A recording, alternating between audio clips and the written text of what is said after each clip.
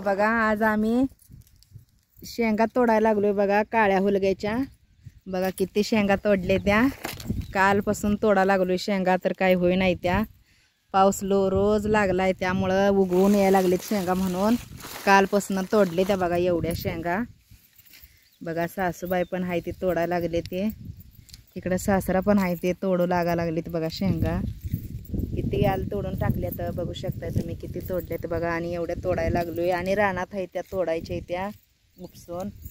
जरा ऊन पडले म्हणलं हा एवढ्या तोडून मग उपसायचं म्हणून बसलोय। आता एवढ्या तोडले त्या बघा, उन्हाला वाळू घातले त्या एवढ्या तोडून। आणि बघा जेवण केलं नाही अजून, मुलगा आता आलाय बघा जेवण घेऊन। बघा आता जेवण करून तोडा म्हणून जेवण घेऊन आलाय। मम्मी जेवण आणलंय आता जेव। हा बर बर जेवतो। फराळीचं बी आणलंय। मग सगळंच आणलंय, बरं झालं सगळं जेवण। हा आता जेवण करूया मग। का आज रविवार आहे, उपवास आहे। गडबडीन घरात काय करायचं नाही। पोराशीला म्हणलं डफरापरात नाही येता येता जरा फराळी घेऊन या। पावसानं चालू केलंय म्हणून एक फुलगे तोडायसाठी येरवळ्या आलोय आम्ही घरातनं। आणि आम्हाला ही देवी बी चालून आल्या, बस बाई तासभर म्हणतात आम्ही दोघी जण फराळ करून आता तुडतो व्हायची।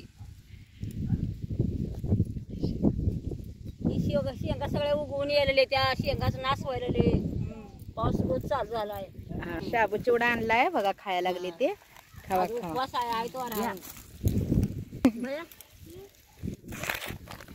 तर बघा आज रानात आमचं अहो जेवायला आले तर बघा जेवण घेऊन आले ते रानात जेवायला छान वाटतंय बघा। बाजरीची भाकरी, तेल चटणी पण आणल्या आणि हुलग्याची उसळ केल्या बघा। आणि भजी आणल्यात हॉटेलमधून, चिवडा आणलाय बघा। हे आता आमटी आणले किट।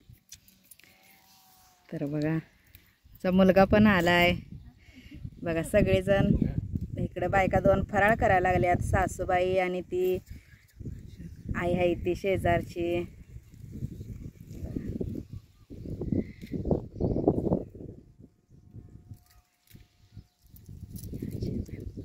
या जेवायला, जेवण करूया। हा आमचा हो जेवाय बोलवायला लागलेत बघा। या सगळेजण जेवायला। फराळ करणार आहे ती फराळ करायला पण या इकडं। तुमचा जर उपवास असेल तर तुम्ही फराळ करायला पण या म्हणतात बघा। आता जेवण करतो आम्ही। तर बघा हे कसे वाटले तुम्हाला जेवण हे आमचं आज, मला कमेंटमध्ये नक्की सांगा। बघा शेंगा एवढ्या तोडले त्या, काळ्या हुलग्याच्या शेंगा आहेत त्या बघा। ही बघा किती तोडून टाकले त्या बघा। ही तोडलेलं यल टाकले तिथं, ही इथं तोडायचं आहे ते याला अजून बघा।